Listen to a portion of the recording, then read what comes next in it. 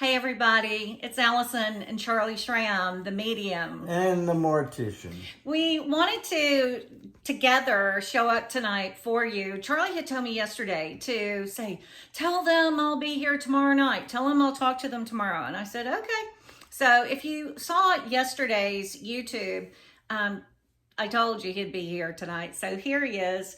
And what we wanted to do is talk about embalming, because he is a embalmer mortician of 50 years, and embalming and communication with the deceased, because I'm a medium. So we have a mixture, but in that is my passion for communicating to women that Lime Life by Alcone is an organic botanical skincare.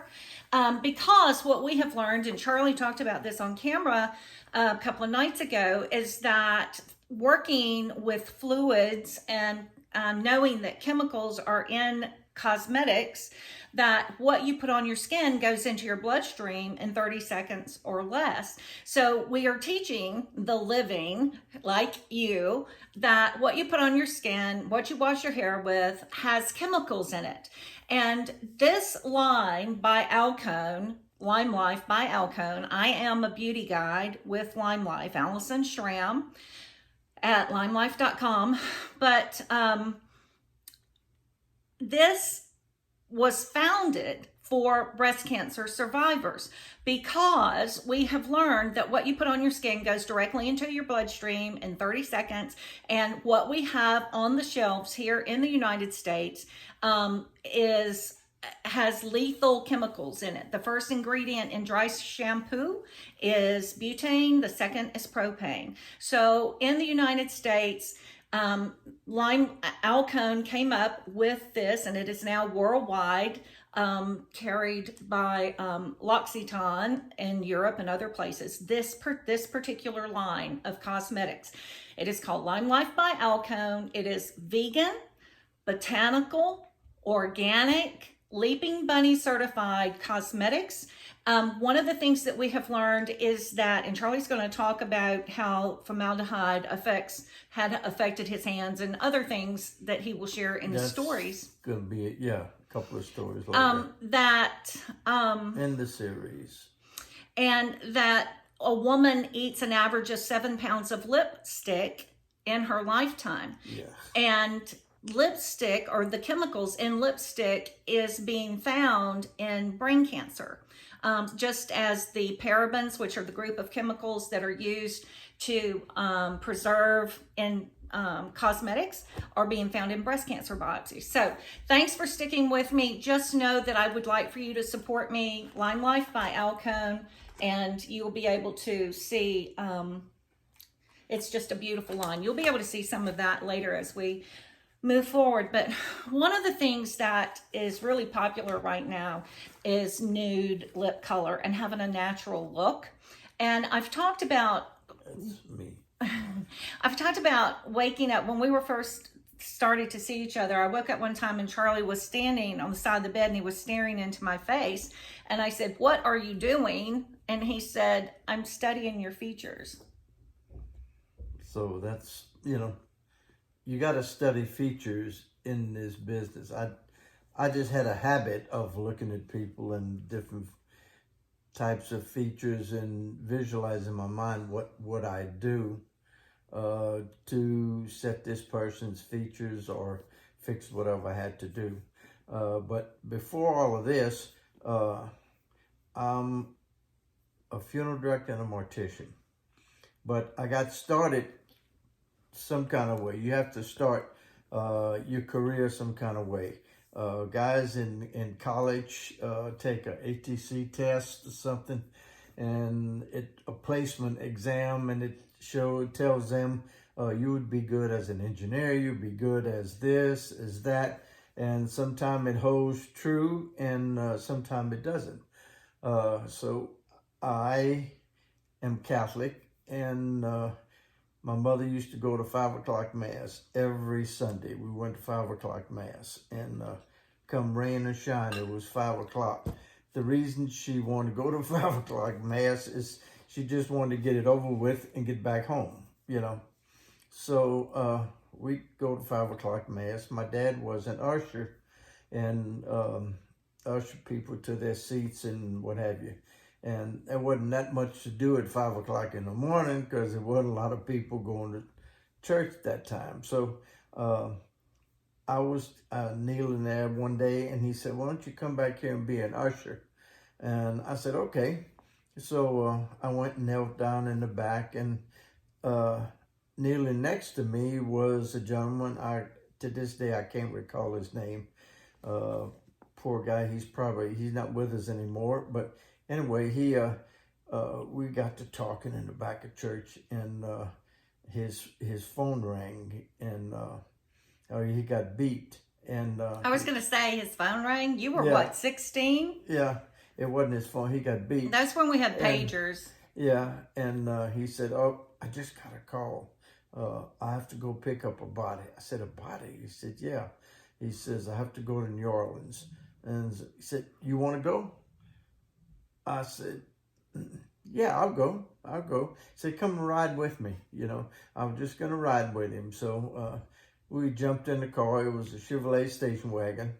And jumped in the car and went to New Orleans. And it was a car? Just a regular? A station wagon, yeah. Okay. Old Chevy station wagon. It wasn't old then, but it was Chevy station wagon that they used. And the cot was in the back, and we drove to New Orleans. Of all the places to go was the morgue in New Orleans. Is that still the same place? No, it's Okay, moved. okay. That's not even anymore, And that is probably the filthiest any mortician that has ever worked in Louisiana went to New Orleans and picked up a body at this morgue, the filthiest morgue in the world. But it's there were probably parabens all over the place, but we didn't, Parasites, Parasites paranormal, parabens. All over the place, but we didn't know anything about that, so we just picked up the body, and in fact, we didn't even wear gloves. I think he wore gloves. I said, "No, I don't need any." So I helped him. We picked up the body, put it on the cot, which people today call a gurney. We call it a cot, and came back to New Iberia, and naturally Mass was over with, and parents were home, and we went to the funeral home, and we unloaded the body in the preparation room, and that was it. He said, how'd you like that? I said, "It was pretty good." He said, "Did it bother you?" I said, "No, it didn't bother me." He said, "You didn't feel kind of funny or creepy?" I said, "Nope, never did. Didn't." And he said, "You might want to do this someday." I said, "Nah, I don't want to do this." I just, at the time, I said, "No, I don't want to do this." So that was it. So I called my parents, and they came and picked me up. And But wait, I need to get a good timeline on this. How old were you? Oh, I was, probably 16. Okay, 16. Yeah. I need to ask this question. When you talk about the cot, did it have wheels on it? Or was it? Okay, so it was a real cot. Yeah, real like cot. I know them. Yeah, okay. A real cot, rolling cot. They call it gurneys. And so that was it, and I never thought anything else about the funeral business. And so when I graduated from high school, I was hanging out with people at the funeral home, and I'd go over there every now and then and what have you. And Dennis David was the owner of David's Funeral Home, and he asked me if I wanted to go on some calls. I said, "Sure." So I was driving. This was a hearse, and they use it as an ambulance. And he said, "We got a call to Lafayette General." He said, "You want to go? You want to take it?" I said, "Yeah." So he says, "You got to hurry up and get there as quick as you can. Turn the lights on and use your siren and everything." And those days, the siren that they had on these it's called a Q2. And it, when it worked,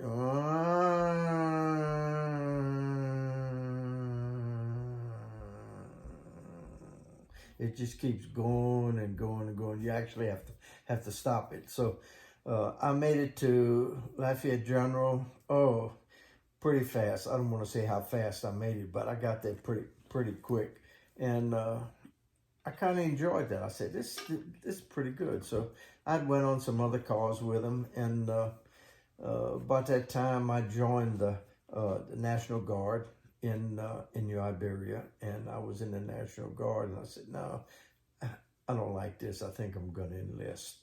And the reason I thought somebody at my age, anybody at my age at that time, always have ins and outs with their parents. You know, they didn't like what the parents said. They didn't like what the parents, how they treat me. They treated me okay, but there's a few things I just didn't like. So, in other words, a way to get out of it, I said I'm gonna join the Air Force. So I got in the Air Force, joined the Air Force, and went to different places. And that's another story. But I got ready to get out, and I was stationed in Wichita, Kansas. And I said, boy, this, it's a cold world out there. I need a job. I got to do something. I need a career, And at that time, I was 21. I turned 21 in the service. And I was 23, something like that. And I said, man, I gotta do something. Then a light bulb went off. What about funeral business?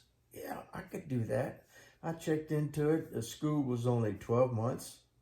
Go to school. After you get out of school, you graduate. You get serve an apprenticeship for 1 year, and then you get your license, and then you learn embalming from then on. I said, that'd be pretty good. If I don't like it, I've only lost maybe 2 years of my life. So let's go ahead and try it. And I tried it, and 4 to 6 years later, I retired. So how long were you in the Air Force? I was in the Air Force 4 years. And so during that time you started your first duty station was? Biloxi. And then from Biloxi you went to? Biloxi, I went to San Antonio. From San Antonio, I went to...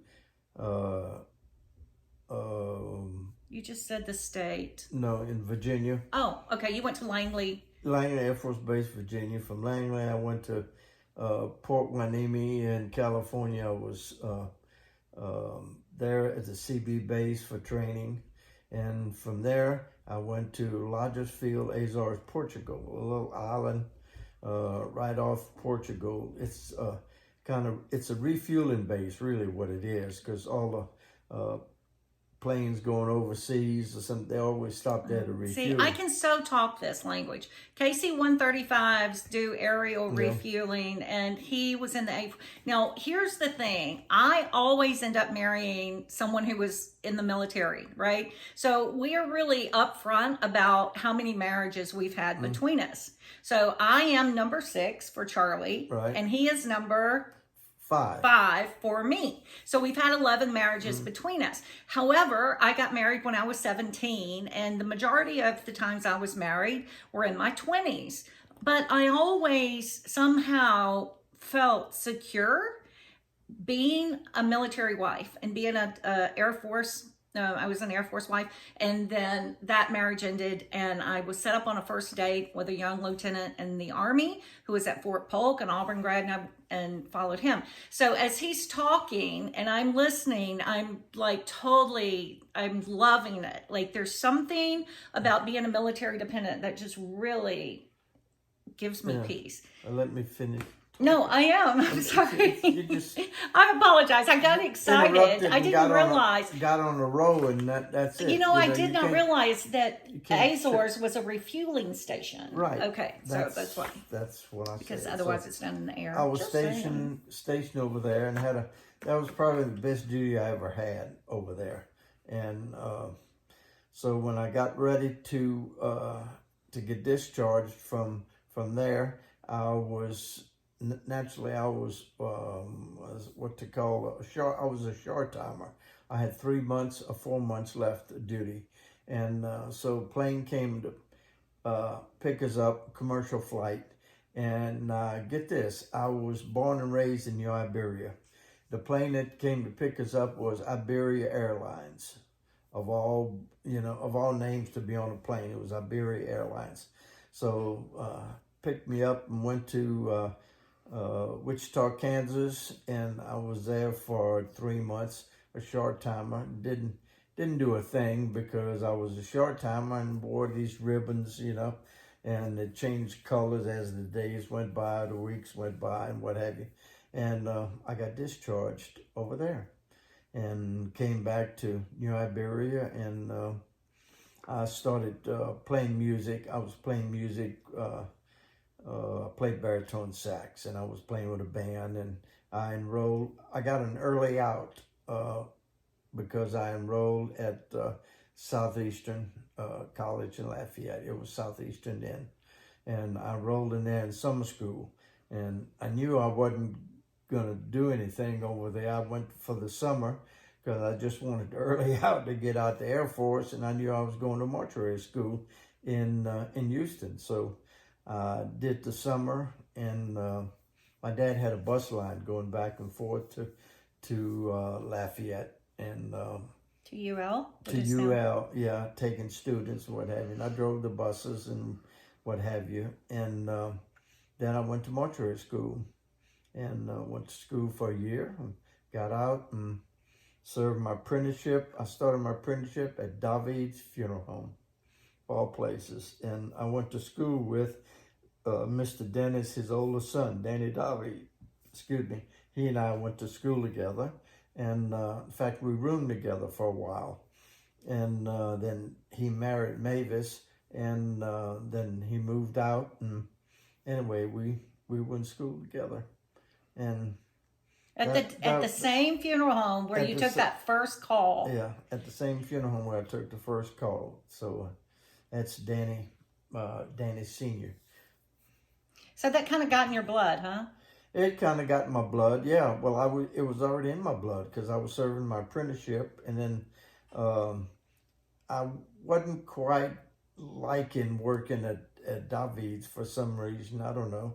And a friend of mine I was in school with, he went to work at Ravenhorse Funeral Home in Baton Rouge, Wayne Laird. And Wayne called me one day. He said, "Charlie," he said, I got a job for you." I said, "What?" I said, "Ravenhorse." He said, "No, there's a funeral home in Hammond, Louisiana, Thomas Funeral Home, Mr. Thomas, Carol Thomas. He's looking for an embalmer, and an apprentice embalmer." Or he said, "Look, why don't you go talk to him?" I said, "Okay." I said, "Where is Hammond?"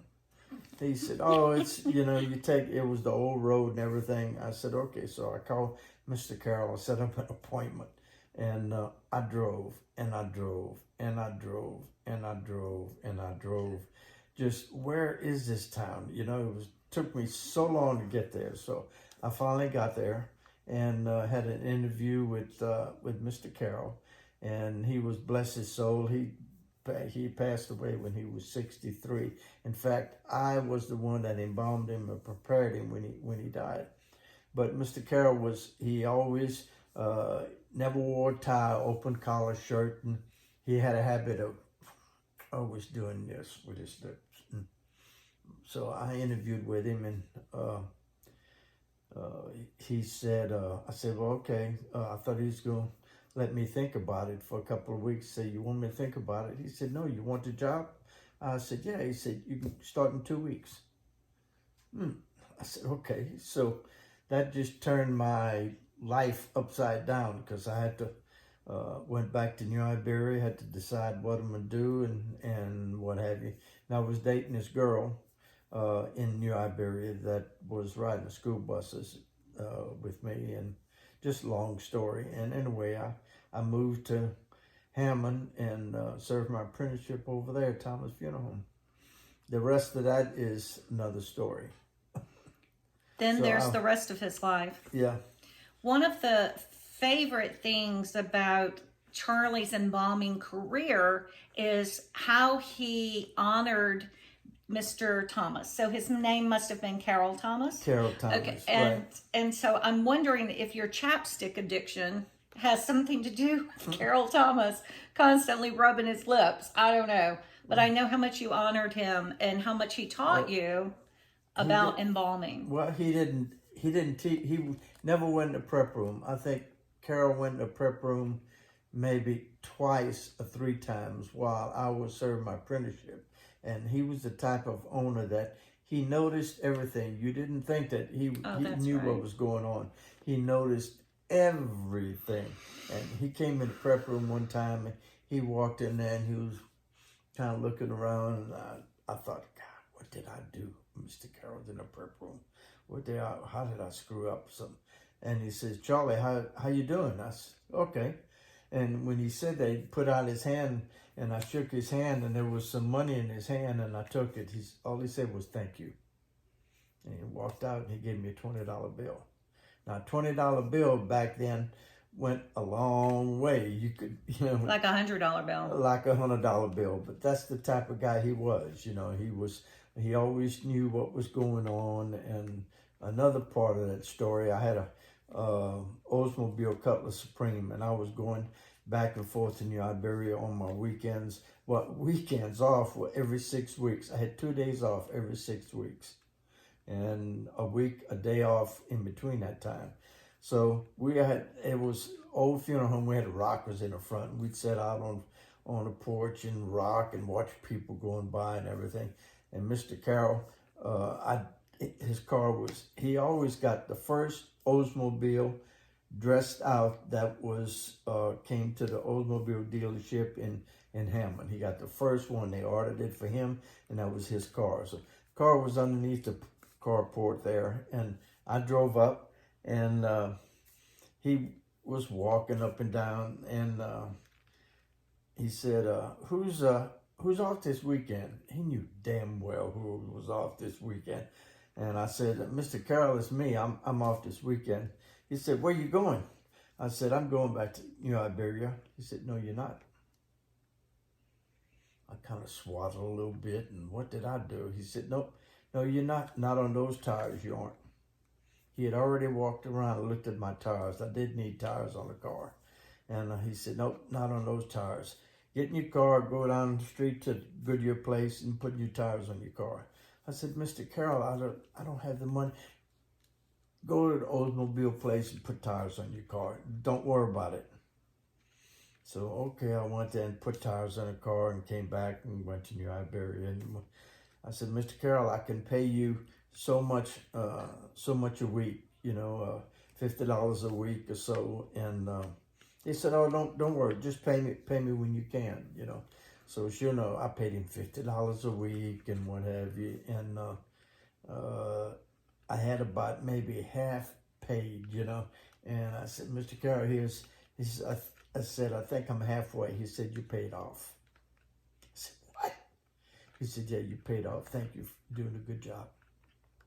So that's the type of guy he was. And you appreciate, bring tears to my eyes. I know, I've been fighting tears. It appreciates working with somebody, for somebody like that appreciates what you're doing, and you don't even know that he's around, that he watches everything. You know what just happened? We were both emotional, and the energy surge. Must have kicked us off. A call came in or something. But we were talking about at the funeral home when I was working for Mr. Carroll. He gave me everything, and he was very. Your first embalming job. My first embalming job, and he watched everybody and knew what was going on, but that was it. So one of the things that you said about Mr. Carroll that gave me some insight into Charlie that I really never knew was Charlie, seriously, I've never known a man that uses chapstick as much as Charlie does. And these are 2 nude lip colors, brand new. One of them is number 109, Lime Life by Alco, no parabens, no toxic, vegan, and I'm going to give Charlie a choice. Yeah, I like the one that said, which is one that's nude? Both of them are considered nudes. Oh, considered. But I want you to choose which one you want to put on. This one. Okay, go ahead and take that. These sell for $22 each. We have some beautiful sheer lip colors. Can you do it without a mirror? No, you put it on. Put it on you? Yeah. No, you put it on you. Just like a chapstick. He has no mirror. Open your mouth. Oh, well, he's a makeup artist. Like, he's done so many women's faces. Okay. How's that feel? Feels good. Feels nude. Look, it looks, can you see the color? I mean, Yeah. it's a beautiful natural, it's a beautiful natural nude. Anyway, $22, Lime Life by Alcone, organic botanical skincare. And then we have right now a brand new color that just came out, Birthday Cake. It comes in this cool little box. We're 5 years old. Lime Life by Alcone is 5 years old right now. And this is called Birthday Cake. This color right here, and it is also nude. So I'm going to ask Charlie to put that on. It is, and then it comes also with a lip pencil. But my point is what a nude. Oh, this is one of these. Yeah, this is the enduring lip color that'll stay on for up to 6 hours. I dropped that bottom. Okay, you do your thing. I don't know. I mean, you wouldn't even really know he had on lipstick. It's beautiful. Anyway, for $32, you get the lip liner and the enduring lip color that will stay on up to 6 hours. A beautiful, and I'm wearing it also. And a lesson by me. Let me see how you look this way. I'm telling you, it's so natural. Okay, well, anyway, so there you go. I want to talk about during the death experience, okay, because the medium and the mortician, what else are we going to talk about? If not Lime Life and makeup, and we got all kinds of stuff we can talk about, believe me. But I want to talk about the path of least resistance. And I am a student of the teachings of Abraham, Esther Hicks. I encourage everyone to go to YouTube and put in the teachings of Abraham or just Esther Hicks, whatever. However you want to word that, to do a search, and she will come up, and she channels a group of entities that is called Abraham. And it's teaching the law of attraction. And there are some people who go through life kicking and screaming and, just kind of like always on that tornadic spin cycle, like never at peace. Charlie and I both are we're both really high maintenance people. We have often said, he was talking about in the previous recording here with YouTube, how Mr. Thomas, had really high standards and that he liked everything clean and perfect and in its place. The man who owned the first funeral home that Charlie worked for. And Charlie is German by nature, and his mother, the things that his mother made them do, keeping her house clean. Oh, no, she kept her house clean, but she made sure that when we came in, our shoes were taken off, and my dad built him a shower outside where she had her washing machine and everything. Built him a shower out there, so if he was real dirty, which he was all the time from working, he would shower out there before he came in the house, because she didn't want him in the house. Oh, you're going to drop stuff. You're going to da-da-da-da. And then he'd walk in and she'd follow you with a mop and, So Charlie has said that he and I would never be able to own a business because no one would work for us. I'm a medium. I can smell, I can see, I hear, I know what's happening around me. And he is just an attention to detail. He's very much a linear thinker.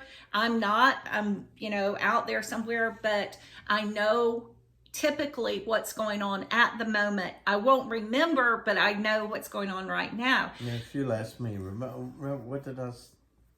Yeah, what was it you just, what state was it you said you went through? Yeah. I don't know.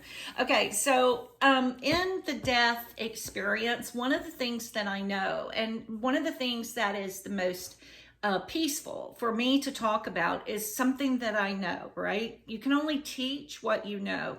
So as a medium, I'm going to talk about the transitioning in that death process. And I'm talking about the moment leading up to when you take that last breath.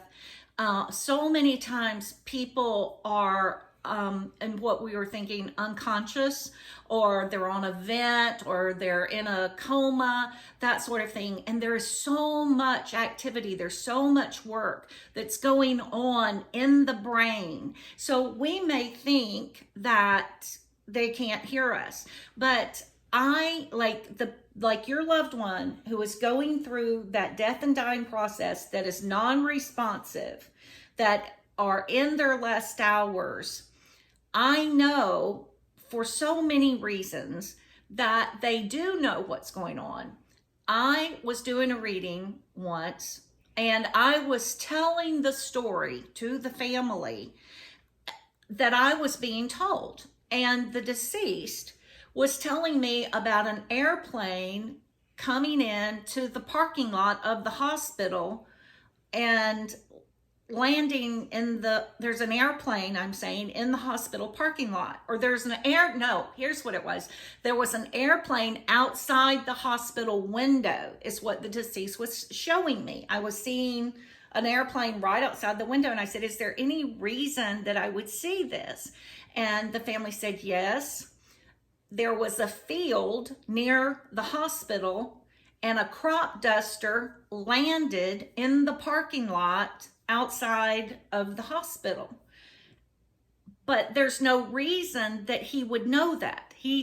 That happened when he was unconscious. And I said, well, he's showing that to me now. So at what point was he aware? Was it during the time that he was laying there in the coma?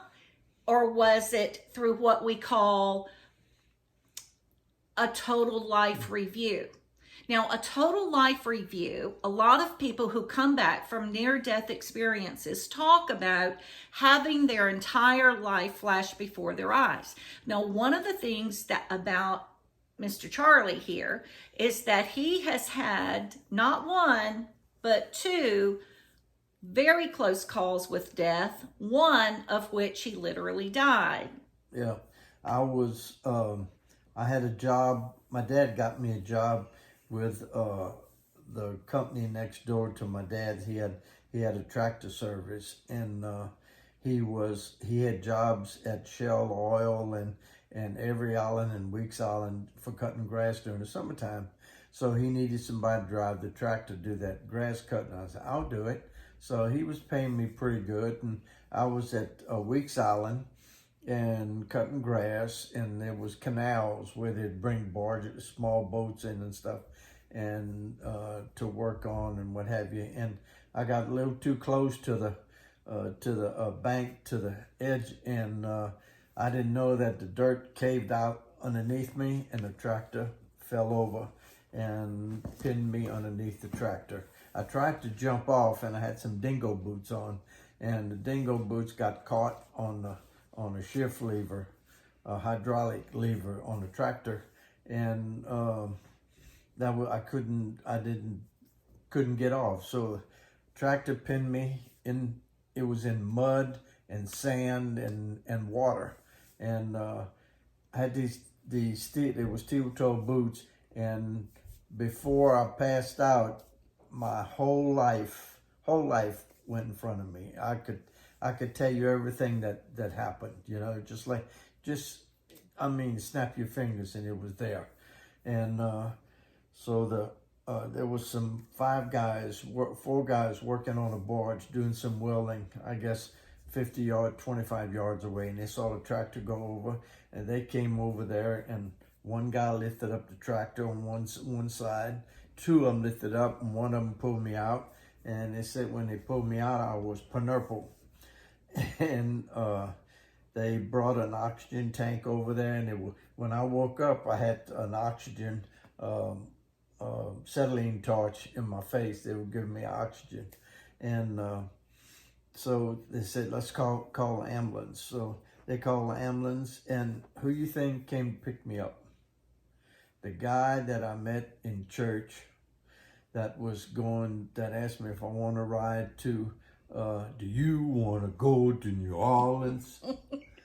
And he's saying it like that because the first time Charlie asked me out, I was sitting at my desk at work, and he called and he said, in a very Louisiana accent, "Do you want to take a ride in the coach to the airport?" And I said, "What?" And he said, "Do you want to take a ride to the airport in the coach?"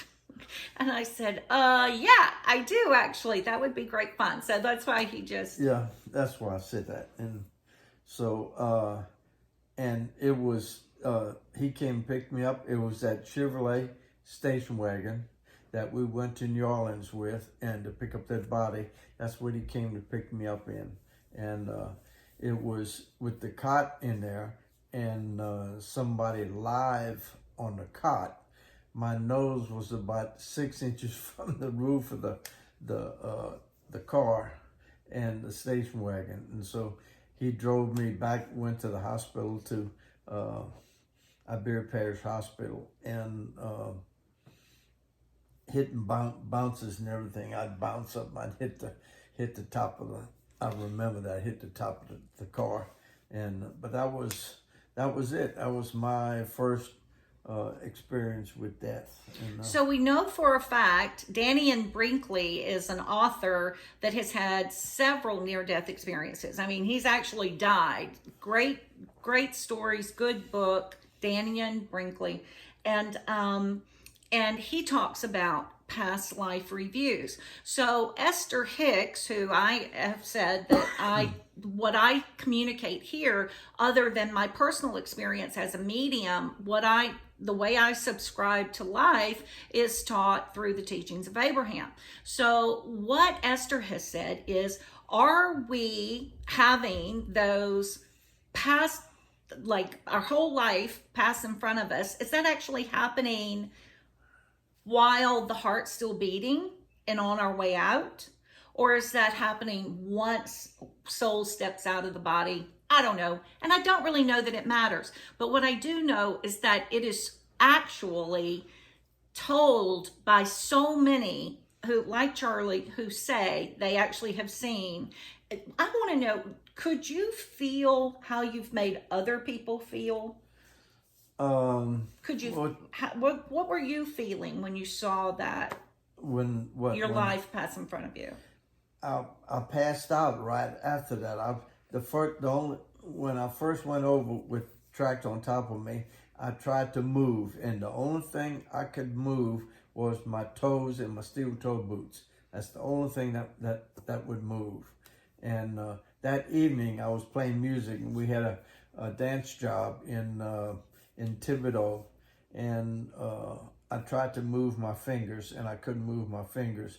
And I was worried about not being able to make that dance job. And then, forget the part that he had drowned in the water, pinned under a tractor. So I passed out, and my whole lifespan just in the blink of an eye just went in front of me.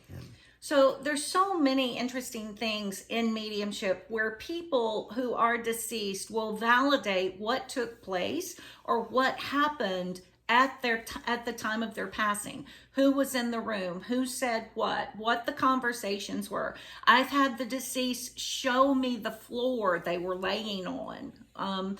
Just circumstances. Like I told a story yesterday, I think, about a man that was showing me him being in a bed that he normally would not be in. So there is some really good news about the path of least resistance. And so what I talk about is in the death and dying process that you completely release all resistance. So all of the kicking and screaming and all of the chaos and all of the,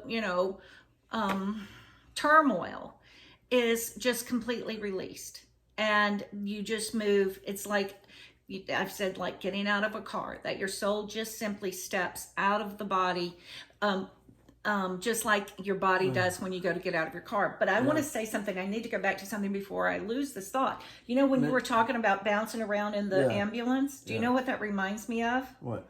On the way to the German funeral, and me riding in the coach, and I told you the deceased was in the back. I have picked up bodies with Charlie where the deceased, as soon as they get in the car, I can hear from them. And I've had the deceased talk to me about different things. Were you going to say something? No, I was going to say that's another story. So don't get into it. About you bouncing around? Yeah. Well, since but let me finish here. You cut me off. Oh, I did. I'm sorry. Let me finish. I apologize. There was 4 gentlemen that worked for Shell Oil, and after all this was done, they got accommodation medals from Shell for saving my life, and it was in a newspaper, and just went all over. And I had an aunt, my mother's sister, living in San Antonio, and all of a sudden she called. It was in the newspaper over there, and I still have the clipping and also the photo of the guys that received the medals. And she asked my mama, what happened to, they called me Bootsy, and what happened to Bootsy? And then she explained it to him. How do you know? She said, it's in a newspaper here in San Antonio. So I was everywhere. Yeah, before social media. Yeah, before social media. Oh, that drink is good. Well, I guess really and truly, I say this all the time, and I just find different ways to say it, but your vibration affects everything. So if you're chaotic, if you're in a whirlwind, the whole death and dying process is about letting go and just releasing. And one of the great things about being alive is when you can take the path of least resistance and let go and go with the flow. And that is how we should attempt to live our lives, so that we are the most comfortable and the most successful, and being at peace here in the living body is to turn our canoe around and not paddle against the white water, but go with the flow. Yeah. One thing I was going to say, when you step out of your body, my dad,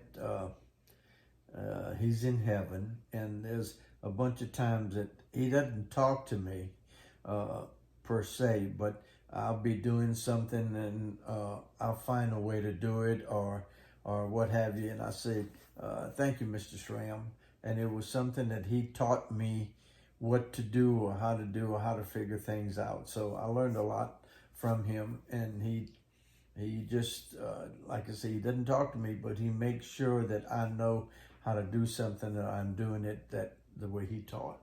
And right, you did. Happens a lot. Yeah, he calls on his dad and will ask his dad for help. And it's engineering type things with his hands. Charlie builds furniture. He repairs things. He has the brain of an engineer. And he says he gives his dad all the credit for that. And so we talk in our home. I teach my children all the time that you have guides. A guide is usually a protector that's been with you since birth, prior to birth.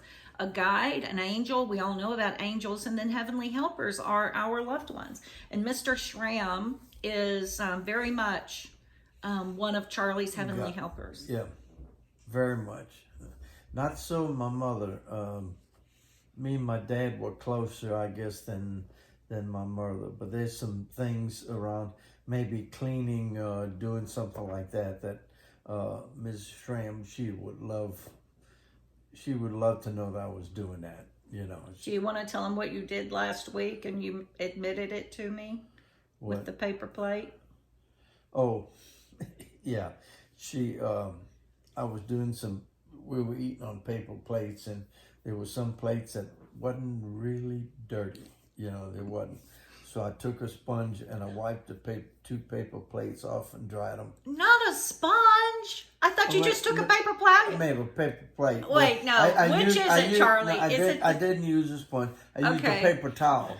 Used a paper towel, and I wiped both plates off, and I took them and I put them back in I took a food science course in school, and he's a mortician, and he doesn't give a crap about bacteria or sanitation. But there wasn't like a whole bunch of food. He wants on things it, to be nothing. clean. It was very, you couldn't hardly tell that there was something on there, but she would have thrown it away. So I kept it clean and just wiped it off. How do you explain a stained paper plate to someone when you're serving them? It wasn't stained.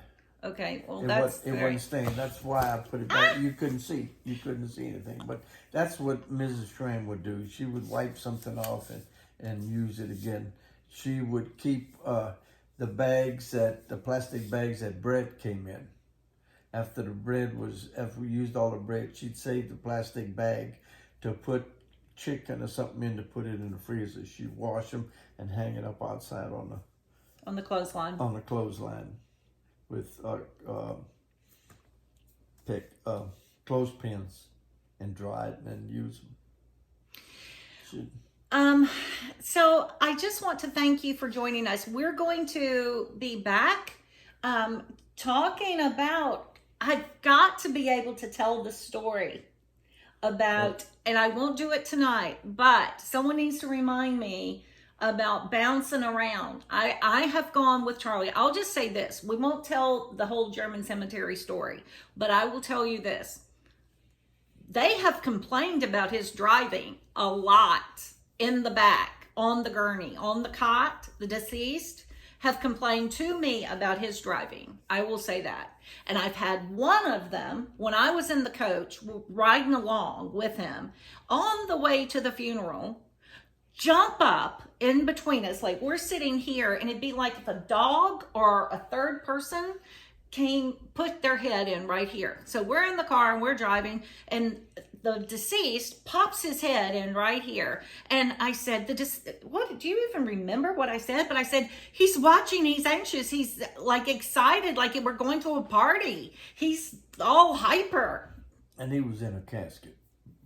He wasn't a casket, but he's out of his body. He popped in, and after we got to the funeral, we found out real quickly why. Yep. Another story. It's another story. All right, guys, we love you. Thanks so much. Lime Life by Alcone. Please go buy something from me. Mr. Charlie is wearing our newest lip 109 nude lip colors with our birthday cake collection. It's a wonderful organic botanical skincare. The birthday cake collection. See? Yep. It's beautiful. All right, guys. All my love. Thanks for being here. Good night. The medium and the mortician. We're out. We're out.